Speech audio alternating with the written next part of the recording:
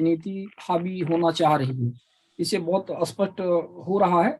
और अब हम आगे माननीय जस्टिस कमलेश्वर नाथ साहब को आमंत्रित करेंगे, जो इलाहाबाद हाई कोर्ट के पूर्व जस्टिस रहे हैं और आप के national federation of society for fast justice के एक स्टेट के वो सर स्टेट में भूल रहा हूँ, कौन सा स्टेट है वो? Allahabad, UP state, Lucknow, UP state, UP. Okay okay sir, UP state के आप वहाँ पे हेड भी हैं इसके। तो बहुत स्वागत है सर, बहुत धन्यवाद आपका हमारे बीच में आज आप हैं और अपने आशीर्वचन और जो भी आपके मार्गदर्शन है इसमें प्रदान करें। मित्रों नमस्कार। प्रवीण भाई ने तो संक्षिप्त में तमाम बातें जो मूल विषय हैं उन पे प्रकाश डाला है। मैं एक दो बातें कहूँगा जरूर। देखिए, कोलिजियम का जो मामला है वो तो सिर्फ हाई कोर्ट और सुप्रीम कोर्ट के जजेस के अपॉइंटमेंट से संबंधित है। डिस्ट्रिक्ट कोर्ट के अपॉइंटमेंट में कोलिजियम का कोई हैंड है नहीं।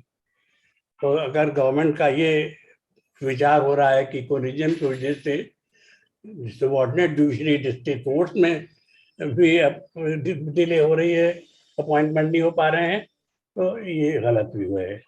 उसका एक अपना सिस्टम अलग है। दूसरी बात ये है कि सबऑर्डिनेट जुडिशरी में ही सबसे ज़्यादा पेंडेंसी है। आज पेंडेंसी सबऑर्डिनेट डिस्ट्रिक्ट कोर्ट में 4,32,25,345 थी दिसंबर में, और ये पेंडेंसी बढ़ रही है। तो सबऑर्डिनेट कोर्ट्स में अपॉइंटमेंट और उसका इंफ्रास्ट्रक्चर होना यही बहुत ज़रूरी चीज़ है। और ये हमारे जो पॉलिटिकल पार्टी समय समय पर रही हैं पावर में, उन्होंने कहा भी है कि हम इंफ्रास्ट्रक्चर नए कोर्ट्स क्रिएट करेंगे, लेकिन वास्तविकता में कुछ क्रिएट किया गया नहीं है। ये हमारी भारतीय जनता पार्टी की जो गवर्नमेंट एनडीए है, उन्होंने भी वो तो अपने 1914 के मैनिफेस्टो में कहा था कि हम सबऑर्डिनेट कोर्ट्स का नंबर दुगना कर देंगे, और 2019 में भी जो मैनिफेस्टो है उसमें भी इन्होंने कहा है। तो एक बात तो ये ज़रूरी है कि सबऑर्डिनेट कोर्ट्स में पर्याप्त संख्या की नियुक्तियां हो और कोर्ट्स बनाई जाएं। बिल्डिंग के बिना काम हो नहीं सकता। लिहाजा एक ही इम्पोर्टेंट काम जो है वो ये हमारे लॉ मिनिस्टर साहब ने एडमिट भी किया हुआ है, और कॉन्स्टिट्यूशन की जो 7 शेड्यूल में एंट्रीज हैं उनसे भी स्पष्ट है कि administration and organisation of courts in subordinate judiciary, ये रिस्पॉन्सिबिलिटी दोनों की है, स्टेट गवर्नमेंट की भी है और सेंट्रल गवर्नमेंट की भी है। सेंट्रल गवर्नमेंट ने कुछ एक दो स्पेशल टाइप के कोर्ट्स क्रिएट किए हैं, लेकिन वो पर्याप्त नहीं है। तो ये रिस्पॉन्सिबिलिटी है सेंट्रल गवर्नमेंट की। जैसा प्रवीण भाई ने कहा, अभी अलॉटमेंट बहुत ही कम है, ये बिल्कुल सही बात है। सुप्रीम कोर्ट ने तो कहा था कि 1 मिलियन पे 50 जजेस होने चाहिए, तो वो तो छोड़ दीजिए, लेकिन फिलहाल जो फिगर है उसको डबल कर दें तो भी ठीक हो जाएगा, थोड़ा बहुत काम तो चलेगा। ये पेंडेंसी की सिचुएशन है। जहाँ तक कोलिजियम का जो ताल्लुक है, देखिए कोलिजियम का जो कॉन्फ्लिक्ट है वो मेनली इस बात से है कि शब्द अपॉइंटमेंट के लिए हाई कोर्ट और सुप्रीम कोर्ट जजेस के अपॉइंटमेंट का है संबंध उससे, कोलिजन से। तो उसमें जो शब्द स्ट्रेंथ किया है कॉन्स्टिट्यूशन में, वो कहा गया है कि कंसल्टेशन। अब इस कंसल्टेशन को डिस्टिंग्विश किया जा रहा है एग्जीक्यूटिव फंक्शन से, जिसमें प्रेसिडेंट एक्ट करता है ऑन एड एंड एडवाइस। तो aid and advice of the council of ministers एक कॉन्सेप्ट है, और in consultation with the supreme court, CJI, chief justice of India, ये दूसरा कंसेप्ट है। इन दोनों में कॉन्फ्लिक्ट है। एग्जीक्यूटिव अपॉइंटमेंट प्रेसिडेंट करते हैं, इंटायरली जैसा कि कैबिनेट प्रपोज करेगी। हाई कोर्ट जजेस, सुप्रीम कोर्ट जजेस के बारे में ये बेसिक स्ट्रक्चर के आधार पे ये होल्ड कर दिया है सुप्रीम कोर्ट ने कि एब्सोल्यूट पावर प्रेसिडेंट की नहीं है। ये जो कंसिडरेशन है वो केवल मात्र इस बात का है कि गवर्नमेंट और सुप्रीम कोर्ट जो मटेरियल अवेलेबल है कैंडिडेट्स के बारे में उस पर विचार विमर्श करके ये तय करे कि अपॉइंटमेंट किसका होना है। लेकिन प्राइमेसी उसकी जुडिशरी की होनी पड़ेगी, क्योंकि जजेस को ही ये रहता अच्छी तरह से पता है कि जो लोग की हाई कोर्ट में या सुप्रीम कोर्ट में अपॉइंट होंगे वो योग्य हैं कि नहीं। सबऑर्डिनेट जुडिशरी तो पूरी हाई कोर्ट के अंतर्गत है ही है, तो उसका पूरा कैरेक्टर, रोल और वर्किंग जितनी है डिस्ट्रिक्ट कोर्ट की वो हाई कोर्ट के नॉलेज में है। तो उसमें तो कोई डाउट की बात हो ही नहीं सकती, उसमें गवर्नमेंट कोई से नहीं हो सकता, वो तो होना ही होना है by the choice of the supreme court, high court. Advocates के जो मामले हैं उनमें ज़रा कॉन्ट्रोवर्सी हो सकती है, किस एडवोकेट की क्या रिपुटेशन रही है, क्या प्रेजेंटेशन की एबिलिटी रही है, किस तरह से कोर्ट में अपने आप को कॉन्डक्ट करते हैं वो। और बहुत इम्पॉर्टेंट बात जो है वो ये है कि जो जजेस अपॉइंट होते हैं उसमें बहुत बड़ा प्रोपोर्शन बाहर से है। उसमें तो चीफ जस्टिस वगैरह भी जो होते हैं हाई कोर्ट से, चीफ जजेस अपॉइंट सुप्रीम कोर्ट में, वो भी इतने सीनियर होते हैं कि सबऑर्डिनेट जुडिशरी का शायद ही कभी कोई आ पाता हो एज ए जज ऑफ दी सुप्रीम कोर्ट। वो सब एडवोकेट्स ही होते हैं जो कि या हायर सर्विस से आते हैं, जो कि सबऑर्डिनेट जुडिशरी में गए तो प्रमोट होकर के आए। तो इसका सिलेक्शन का जो क्या कहते हैं, मतलब आधार हो सकता है, उसका ज्यादा अच्छा बेटर जज कौन है, जिसके सामने काम हुआ है वही बताएंगे ना। तो इस वजह से और तमाम रीजन दिए हैं सुप्रीम कोर्ट जजमेंट में, एनजेएससी और जजमेंट में बहुत से रीजन दिए हुए हैं। तो इसलिए उसमें उन्होंने ये कहा है कि प्राइमेसी जुडिशियल एलिमेंट कंपोनेंट की होनी चाहिए। ये बात बिल्कुल ठीक है, जुडिशियल कंपोनेंट की प्राइमेसी होनी ही चाहिए। जहां तक कोलिजियम की एग्जिस्टेंस का सवाल है, तो मान लिया गया है कोलिजियम कॉन्स्टिट्यूशन में कहीं नहीं है, लेकिन इंटरप्रिटेशन के और प्रैक्टिकल परफॉर्मेंस के आधार पे कोलिजियम को सुप्रीम कोर्ट ने इन्वेंट किया है। आर्टिकल 42 में सुप्रीम कोर्ट के तमाम पावर्स हैं कि किसी भी इशू के ऊपर जो उचित उनको लगता है, न्याय में क्या है, वो उसका वो निर्णय उस प्रकार से तेज रहे। तो कोलिजियम तो क्रिएट किया है सुप्रीम कोर्ट ने, कॉन्स्टिट्यूशन ने कोलिजियम क्रिएट नहीं किया है। लेकिन कोलिजियम क्रिएट हो गया है और अब गवर्नमेंट भी मान रही है हाँ कोलिजियम रहे। अंतर केवल इतना है कि गवर्नमेंट ये कह रही है कि हमारा भी रिप्रेजेंटेटिव इस कोलिजियम पे होना चाहिए। अब इसमें काफी मतभेद है। सुप्रीम कोर्ट ने अपने एनजीसी ने खुद ही कहा है कि लॉ मिनिस्टर की एंट्री जो है कोलिजियम के अंदर वो ठीक नहीं है, एग्जीक्यूटिव इंटरफेरेंस है। अब मुझे खेद है, मैं इस व्यू से एग्री नहीं कर रहा हूँ। देखिए क्या बात है, हमारी रिपोर्ट जो सुप्रीम कोर्ट की जाती है गवर्नमेंट में, वो गवर्नमेंट में कंसीडर होती है। वहां पर लॉ मिनिस्ट्री में लॉ मिनिस्टर द्वारा कंसीडर होता है, तो लॉ मिनिस्टर उसको एग्जामिन तो करता ही है, मिनिस्ट्री उस बात को एग्जामिन करती ही है। तो जब उसको मिनिस्ट्री एग्जामिन करती है रिकमेंडेशन को सुप्रीम कोर्ट के, तो बजाय इसके कि वो साउथ ब्लॉक में बैठ करके वहाँ दो आदमी उसमें अपना सर खपाएं, आके कोलिजियम बात क्यों नहीं करते सीधे सीधे, सबके सब यहाँ पे कोलिजियम में पार्टिसिपेट करे हैं और एक कंसेंसस ओपिनियन हो उसमें बन जाए उसमें अंदर। अब वो कितनी कॉन्फ्लिक्ट होगी या नहीं होगी ये तो मौके की बात है, कंसल्टेशन है, ये कॉन्स्टिट्यूशनल रिक्वायरमेंट है।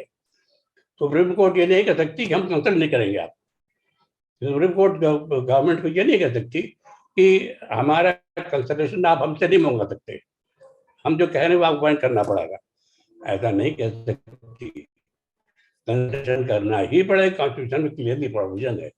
अब उसको उन्होंने इंडिपेंडेंस ऑफ जुडिशरी के आधार पर ये कह दिया कि भाई देखिए कंसल्टेशन तो है, लेकिन हम कंसल्टेशन के बाद जो राय देते हैं वो राय फाइनल। आपने हमको कोई मटीरियल भेजा, हमने कहा कि भाई ये सही नहीं है, तो हमारी जो राय है वो फाइनल है। तो प्राइमेसी ऑफ जुडिशियल कंपोनेंट इस कोलिजियम में ये होना जरूरी है, ये मैं खुद ही मानता हूँ, ये होना जरूरी है। लेकिन कोलिजियम पे लॉ मिनिस्टर मेंबर न हो, इसमें मुझे कुछ डिफिकल्टी लग रही। क्यों नहीं होगा भाई? पार्लियामेंट में बैठ करके लॉ मिनिस्टर एग्जामिन करेगा, दो सेक्रेटरी के बीच बैठ करके, अरे यहाँ आकर के सब लोगों के बीच में तय करें, बात करें। तो वो अब वो कैसे होगा ये मैं नहीं कह सकता। मुझे कहना चाहिए भी नहीं कि उसका तरीका क्या होगा। एक्ट अमेंड होगा सुप्रीम कोर्ट में, PIL होगी, सुप्रीम कोर्ट लॉ मिनिस्टर की चिट्ठी को ट्रीट कर रहे हैं एज ए PIL और आप आगे बढ़ा, तमाम तरीके हो सकते हैं। लेकिन मेरी राय ये जरूर है कि जो कंसल्टेशन की प्रोसेस है कॉन्स्टिट्यूशन में और जरूरी है, उस कंसल्टेशन का ज्यादा अच्छा और प्रैक्टिकल तरीका यही है कि जो कोलिजियम बने उस कोलिजियम में लॉ मिनिस्टर कंपोनेंट हो, पार्टी हो और कंसल्टेशन हो। लेकिन प्राइमेसी जुडिशियल कंपोनेंट की ही होनी चाहिए। फाइनली जो रिकमेंडेशन की यहाँ से जाए वो रिकमेंडेशन प्रेसिडेंट को माननी ही पड़ेगी और तो करना चाहिए, जो चाहे जो लॉ बना दें। जब ये आधार एक प्रिंसिपल बना दिया गया है basic structure of the constitution में, जुडिशियल डिस्पेंसेशन एक इंडिपेंडेंट फंक्शन है। ये एक्टिविटी बिल्कुल इंडिपेंडेंट, सेपरेशन ऑफ पावर्स से बिल्कुल इंडिपेंडेंट है, तो इंडिपेंडेंट रहेगी। बाद में कभी कोई ये किस्सा कहीं आ जाए किसी और हायर बेंच में, लार्जर बेंच में, कहा भाई नहीं नहीं वो तो गवर्नमेंट है, प्रेसिडेंट अपॉइंटेड अथॉरिटी ना, वो अलग की बात है। लेकिन as the law stands and as it appears to be reasonable, बात ठीक लग रही है, तो इस हिसाब से ये प्राइमेसी जुडिशरी के रखते हुए गवर्नमेंट का representative, specially the law minister, collegium का पार्ट होना चाहिए, ये मेरी राय है। ये कोलिजियम की बात हो गई।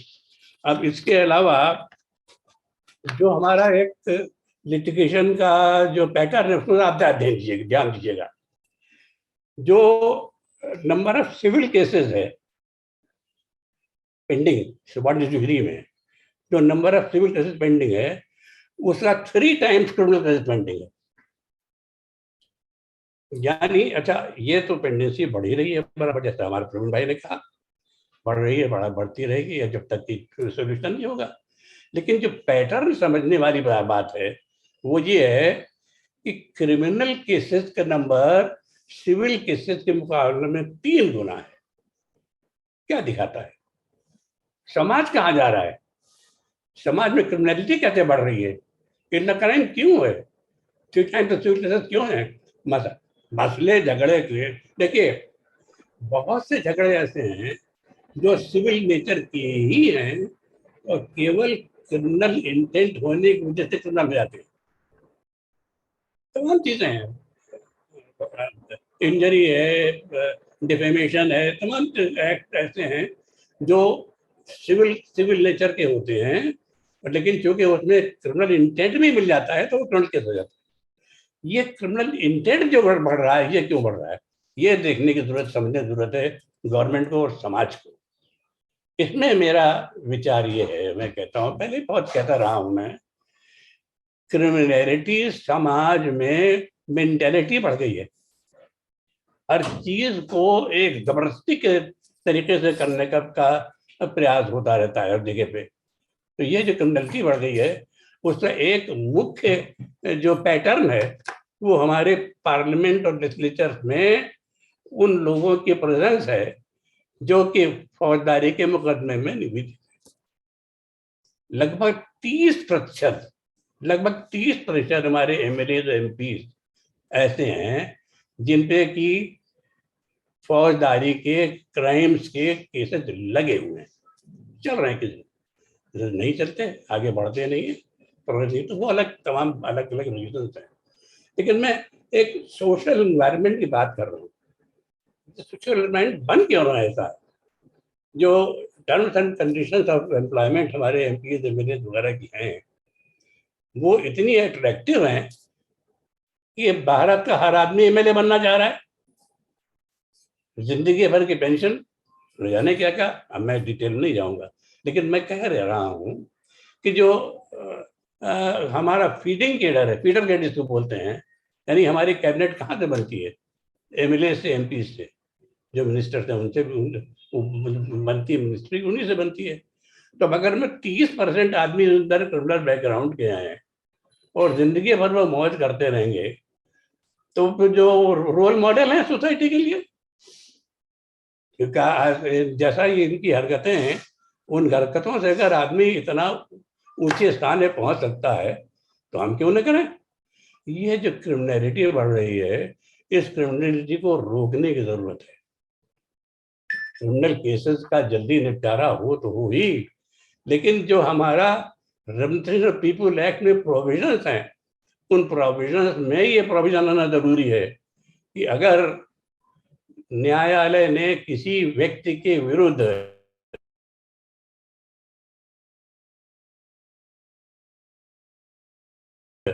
कर दिए हैं, तो वो आदमी डिस्क्वालीफाइड होगा इलेक्शन लड़ने के लिए। तो ये बहुत जरूरी, बहुत बड़ा चेंज हमारे लॉ में आने की जरूरत है। जैसा मैंने पहले भी और भी कहा, लेकिन बहरहाल बात सुनी जाती है, नहीं सुनी जाती है, वो अलग की बात। तो एक क्रिमिनलिटी के जो एलिमेंट बढ़ रहा है सोसाइटी के अंदर, उसकी ओर ध्यान देने की जरूरत है। और इलेक्शन प्रोमिसेस तो मैंने निवेदन किया ही। ये देखिए, कोर्ट्स की न बनने की एक बहुत ही साफ एग्जाम्पल है ग्राम न्यायालय। कॉन्स्टिट्यूशन में ग्राम कॉन्स्टिट्यूशन को अमेंड किया गया विलेज विलेज एडमिनिस्ट्रेशन के लिए, बाकायदा पूरा एक चैप्टर का चैप्टर है बनाया गया। और ये ग्राम न्यायालय के लिए नोटिफाई किए गए 476 जो हमारी स्टेट्स हैं, स्टेट में से केवल 15 स्टेट्स में, केवल 15 स्टेट्स में कुल मिला करके 476 ग्राम न्यायालय नोटिफाई हुए। यानी सरकार ने डिसीजन लिया कि 476 न्यायालय स्थापित किए जाएंगे, मगर एक्चुअली काम कर रहे हैं 256।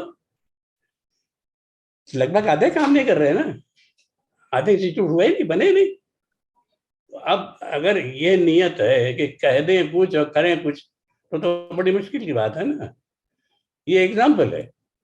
तो ऐसे ही एक हमारी न्याय ये जिसमें कि रिटायर्ड जजेस वगैरह के अपॉइंटमेंट का था, क्या मैं भूल रहा हूँ, उसके बारे में नहीं बता पा रहा हूँ, नहीं बोलूँगा इसके बारे में। लेकिन असलियत ये है कि हमें ज़रूरत इस बात की है कि हमारे नए न्यायालय बने, उनकी बिल्डिंग्स बने, नए अपॉइंटमेंट हो जजेस को। एक रोल हमारे यहाँ बहुत इम्पोर्टेंट है एडवोकेट्स का। हाई कोर्ट और सुप्रीम कोर्ट में एडवोकेट बगैर तो काम चलता ही नहीं। अब तो सबॉर्डिनेट कोर्ट में भी काम नहीं चलता। पहले के ज़माने में ये हुआ करता था कि थोड़े बहुत वकील अपने पर्सनली भी लोग इसके कर लिया करते थे। एडवोकेट का रोल है, देखिए अगर ये चाहें तो मुकदमा जल्दी हो सकता है, अगर ये न चाहें तो मुकदमा होना बहुत मुश्किल है। जैसा हमारे प्रवीण भाई ने भी बताया कि हमारे सीपीसी में प्रोविजन कर दिया गया अमेंड करके कि किसी भी मामले में 3 से ज़्यादा एडजर्नमेंट नहीं होंगे, लेकिन ऐसा होता नहीं है। 3 से कहीं ज़्यादा होते, कहीं न कहीं होते हैं। अच्छा, ऐसा भी नहीं है कि ज़बरदस्ती का अमेंडमेंट लेते हो लॉयर्स, कुछ मजबूरी भी है। और मजबूरी क्या है? एक मजबूरी तो ये होती है कि जो अच्छे काबिल लोग हैं, उनको सब लोग चाहते हैं अपना वकील बनाना, उनकी ब्रीफ बढ़ जाती है। अब जब उनकी ब्रीफ बढ़ती है तो जाहिर है एक दिन में कितने मुकदमे अटेंड करेंगे। तो एक ये बात है, इसमें कुछ मेरे ख्याल है एडवोकेट को भी थोड़ा सा त्याग करना पड़ेगा, और उनको भी चाहिए कि भाई जो ब्रीफ्स हैं उन ब्रीफ्स को अपने इतना लिमिटेड रखें कि जो केस कॉल है उसको हियर करें, उसकी बहस करवाएं उसके अंदर। ये ज़रूरी है, इसके बगैर कभी होगा नहीं। बार का तो बहुत बड़ा हैंड है। और डिटेल में इसके बारे में ही कहना चाह रहा हूँ, क्योंकि एक शायद गवर्नमेंट कोई कमेटी बनाई हुई है प्रोसीजर्स के अमेंडमेंट के लिए। मैंने सुना है, मुझे मालूम नहीं एग्जैक्टली है कि नहीं है, लेकिन प्रोसीजर अमेंडमेंट बहुत ज़रूरी है। क्योंकि किसी सिविल केस को ले लीजिए, जब वो दाखिल होता है उस स्टेज पे एक इंटरिम एप्लीकेशन, उस इंटरिम पे ऑर्डर की अपील, अपील की दूसरी अपील, न जाने क्या, फिर उसके बाद डिसाइड हुआ, फिर उसकी अपील, उसका रिवीजन, मतलब इतने ज़्यादा उसके अंदर प्रोसीडिंग्स हैं कि समय, जस्टिफाइबल समय उनमें लगता है। उन सबको कम करने की ज़रूरत है। वो मेरे ख्याल है कोई कमेटी शायद बनी हुई है, वो कंसिडर कर रही है। और एक आइडिया मैंने और भी दिया हुआ था जो कि बिल्कुल किसी को कबूल नहीं हुआ। ये ज़रा बहुत नेगेटिव सा स्टेटमेंट है, क्योंकि किसी ने अपोज नहीं किया लेकिन किसी ने एक्सेप्ट भी नहीं किया। वो है जुडिशियल ऑम्बुड्समैन का। गवर्नमेंट भी मानती है, हाईकोर्ट भी मानती है, तो हाईकोर्ट भी मानती है कि सबऑर्डिनेट कोर्ट की जो वर्किंग है उसकी मॉनिटरिंग होनी चाहिए, और उस मॉनिटरिंग के लिए केवल एकमात्र विजिलेंस डिपार्टमेंट उनका हाई कोर्ट में रखा हुआ है, और विजिलेंस डिपार्टमेंट के लिए बहुत ही लिमिटेड स्कोप ऑफ एक्टिविटी है। वो तो होता नहीं है, इफेक्टिव होगा नहीं। मैंने तो अब दुनिया में तमाम डेवलप्ड कंट्रीज हैं, उन कंट्रीज में सब जुडिशल ऑम्बुड्समैन होते हैं। हमारे यहाँ इंडिया में नहीं, कोई करने को तैयार नहीं। लेकिन मैं तो कहता हूँ भाई बहुत ज़रूरी है सबऑर्डिनेट कोर्ट के लिए होना। उसमें कहते हैं इंडिपेंडेंस अफेक्टेड होगी। अब इंडिपेंडेंट भाई कैसे अफेक्टेड होगी, मुझे समझ में ये बात नहीं आती। टोटली उसको जुडिशल फॉर्म दें उसको, तो अफेक्टेड होती नहीं। और दूसरी बात ये है, इंडिपेंडेंस ऑफ ए जज इज पर्सनल टू हिमसेल्फ। अगर कोई जज सोचे, निश्चित कर ले कि मैं इन्फ्लुएंस नहीं होगा, तो वो इन्फ्लुएंस नहीं होगा। अगर वो किसी कारण से, किसी वजह से ये फील करता है कि हम इन्फ्लुएंस हो सकते हैं, तो इंडिपेंडेंट कभी नहीं होगा। अपॉइंटमेंट आप चाहे जिसको कर लीजिए, कोई फर्क नहीं पड़ेगा। तो इंडिपेंडेंस जो है जुडिशरी की, वो जजेस की डिपेंडेंस पर्सनल है, और उसको उसको उस पर मॉनिटरिंग वॉच करने की जरूरत एक ऑर्गेनाइजेशन की है। और उसी को मैं कहता हूँ कि भाई let us have a judicial ombudsman monitoring के लिए। बल्कि अभी शायद थोड़े दिन हुए जो स्टेटमेंट का रिजीजू का लॉ मिनिस्टर का था स्टेटमेंट में, पार्लियामेंट में या राज्यसभा में, कहा था, लोकसभा में, उसमें उन्होंने कहा था कि मॉनिटरिंग की जरूरत है, विदाउट सेइंग कि ऑम्बुड्समैन चाहिए, कि मॉनिटरिंग की जरूरत है। मॉनिटरिंग की जरूरत हाई कोर्ट भी कहती हैं, जुडिशरी कहती हैं मॉनिटरिंग की जरूरत है, और गवर्नमेंट भी कहती है। तो इसमें दिक्कत क्या है, ये हो तो मेरा ख्याल है इम्प्रूवमेंट हो सकता है। और मुझे तो यही बातें समझ में आ रही हैं। इंफ्रास्ट्रक्चर की बात हो गई। आप कोई और बात अगर पूछना चाहें बताएं। आपने जैसे बताया हमारे पटेल जी ने, प्रवीण जी ने, कि पठानकोट में जज है, वर्जन करता ही नहीं। जब वर्जन करता ही नहीं तो कैसे करता है? नहीं, इसलिए करता है इस फॉर्म, जो समझता है कि उसे करना चाहिए वो करता है। तो मतलब हमको जुडिशरी के जजेस को भी फर्म होने की जरूरत है अपनी जगह पे।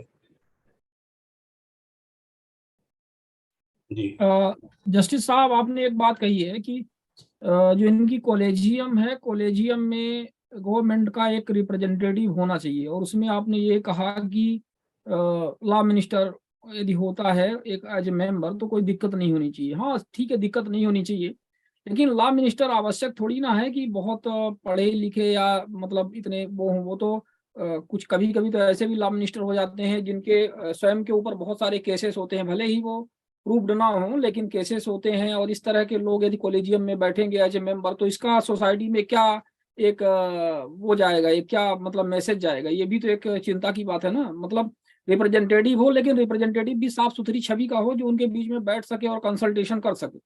बिल्कुल ऐसा सही नहीं कहा, होता। बिल्कुल सही कहा आपने। नॉर्मली तो लॉ का पोर्टफोलियो ऐसे लोगों के पास ही होता है जिन्होंने लॉ किया हुआ होता है। मान लीजिए कि नहीं है किसी का, तो जो रूल बनाए उस रूल में प्रोविजन इस बात का लॉ मिनिस्टर न रखे। ऐसे किसी मिनिस्टर के रखे गवर्नमेंट का जिसको कि लॉ के अंडरस्टैंडिंग नॉलेज है। और दूसरी बात यह है कि रिप्रेजेंटेटिव ऑफ द पीपल के फॉर्म में ये लोग आएंगे और कोई तरीका नहीं है। मतलब क्यों लॉ मिनिस्टर रखा जाएगा, कंसल्टेशन में क्यों होगा? इसीलिए करता है कि गवर्नमेंट में जो पीपल का रिप्रेजेंटेटिव आदमी का भी काम कर रहा है, वो मिनिस्टर है, मिनिस्टर ऑफ स्टेट है, वो काम करता है। तो ये तो जरूरी बात है कि जो आदमी पैनल पे हो वो लॉ नोइंग हो। अब अगर ऐसा लॉ मिनिस्टर जो लॉ मिनिस्टर नहीं हो सकता, जो लॉ की नॉलेज नहीं है, तो बिल्कुल होना नहीं चाहिए। तो उसका कॉन्स्टिट्यूशन बना है कोलिजियम का, उसमें ये प्रोविजन हो प्रॉपर तरीके। जी। और दूसरी चीज आपने ये कही जैसे जो रिप्रेजेंटेटिव पब्लिक रिप्रेजेंटेटिव जो चुन के आते हैं जनप्रतिनिधि, उनके ट्रैक रिकॉर्ड के विषय में आपने बात कही, उनके मतलब क्रिमिनल रिकॉर्ड्स के बारे में। तो जैसे उनको यदि सजा हो गई है तब ठीक है, लेकिन कई बार ये कहते हैं कि भाई हमारे ऊपर भले ही 1 दर्जन मुकदमे दर्ज हैं लेकिन वो झूठे हो सकते हैं, वो फंसाए जा सकते हैं या राजनीतिक इंटेंशन से हो सकते हैं। तो इस तरह से मुकदमे भर दर्ज किए जाने से कोई व्यक्ति को कैसे बार किया जा सकता है कि वो कंटेस्ट ना करे और मतलब चुनाव ना लड़े? देखिए, दो बातें हैं। एक तो एलिगेशन है, यानी किसी व्यक्ति ने के लिए कहा गया कि इसने ये अपराध किया है, ये तो एलिगेशन आपकी एफआईआर है। उस एफआईआर के ऊपर इन्वेस्टिगेशन हुआ, इन्वेस्टिगेशन हो करके उसका डॉक्यूमेंट पेपर कोर्ट में आया। उस वक्त तक कुछ नहीं है, उस वक्त केवल एलिगेशन है। अब आपके जो दंड प्रक्रिया संहिता है, क्रिमिनल प्रोसीजर कोड, उसमें तरीका लिखा हुआ है कि किसी अपराध के बारे में चार्जशीट कैसे लगाई जाए, अपराध पत्र कैसे निश्चित किया जाएगा। न्यायालय के समक्ष जो प्रोसिक्यूटर है उसकी जिम्मेदारी है कि पूरा मटेरियल अभियुक्त के विरुद्ध न्यायालय के सामने प्रस्तुत करे। इसके पहले ही दंड प्रक्रिया संहिता में ये प्रावधान है कि जितना मटेरियल के अपराध से संबंधित है वो सब मटेरियल मुलजिम को दिया जाएगा, मुलजिम के वकील को उसकी नकल दे दी जाएगी। तो मुलजिम के वकील को उसकी नकल दे दी गई तो डॉक्यूमेंट सब उसके पास होता है। अब प्रोविजन सीआरपीसी में ये है कि न्यायालय ये तय करेगी कि इस व्यक्ति के विरुद्ध चार्ज फ्रेम करें या नफा फ्रेम करें। लेकिन दो अलग अलग शब्द है, चार्जशीट एक बात है और चार्ज फ्रेम करना दूसरी बात है। चार्जशीट इन्वेस्टिगेशन की समाप्ति पे पुलिस न्यायालय में भेजती है और चार्ज न्यायालय में मजिस्ट्रेट या सेशन जज प्रोसीजर के अनुसार फ्रेम करता है। उन दोनों में अंतर है। Chargesheet different from charges. तो जब चार्जेस फ्रेम होते हैं उस वक्त की जो प्रोसीजर है वो ध्यान देने होंगे। वो सीआरपीसी में स्पष्ट लिखा हुआ है, बिल्कुल लिखा हुआ है कि पब्लिक प्रोसिक्यूटर केस को स्टेट करेगा, मजिस्ट्रेट जज के सामने साक्ष्य का प्रस्तुतिकरण करेगा, बताएगा, और मुलजिम को इस बात का अधिकार है कि वो उसका प्रति उत्तर दे। जी जी। मुलजिम कोई भी वकील को भी, मुलजिम को भी सुना जाएगा। मुलजिम को ये अधिकार है कि वो अपना जवाब दे और जी उस जी जवाब देने के बाद फिर न्यायालय तय करेगी कि दोनों प्रकार का जो अभिलेख सामने है उसके होते हुए व्यक्ति ने प्रथम दृष्टया अपराध किया या नहीं किया है। अगर न्यायालय की राय बनती है कि अपराध नहीं किया है तो उसको डिस्चार्ज कर देंगे। अगर ये बनती है राय कि नहीं, प्रथम दृष्टया लगता है कि अपराध किया हुआ है, तो उसके अगेंस्ट चार्ज फ्रेम कर देंगे। ये जो चार्ज फ्रेम करने वाली जो स्थिति है, उसको चार्जशीट की स्थिति से बिल्कुल अलग समझिए। इसको वो अलग है, ये जुडिशियल प्रोसेस है। जुडिशियल प्रोसेस में मेरा कहना ये है, मैं मानता हूँ इस बात को, जब न्यायालय ने रिकॉर्ड को देख करके ये कह दिया कि प्रथम दृष्टया इस व्यक्ति ने अपराध किया है, तो उस स्थिति के बाद क्या उस व्यक्ति को जनप्रतिनिधि के रूप में आने का अधिकार होना चाहिए? क्यों इलेक्शन लड़ेगा जिसके खिलाफ में कोर्ट प्रथम दृष्टया कह रही है कि अपराध किया है?